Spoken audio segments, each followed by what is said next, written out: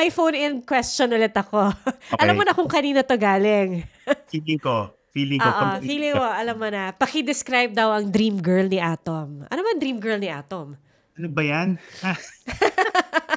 Alam mo, ngayon, Yung yung pang matagalan na pang matagal. hindi yung hindi yung pang one date lang. Yung pang pang matagalan.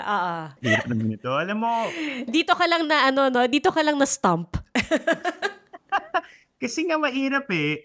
I think what I find attractive, especially, at this stage of my life, yung mga tao na, very passionate about something and it's infectious, and yung kilala na nila yung sarili nila, and people who are really kind. You get an understanding kung ano yung genuine kindness eh.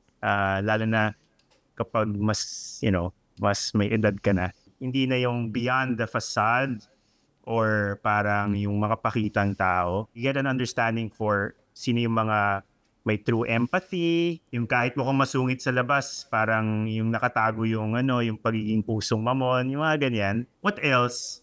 Somebody who's really curious about the world. Feeling ko kasi pag ganun, ang daming yung pwedeng pag-usapan eh. Tapos ang daming yung pwedeng gawin together. Yun. Feeling ko yun.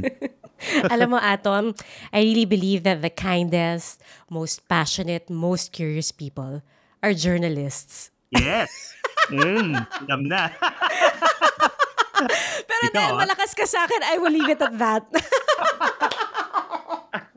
Alam na alam kung saan papunta eh.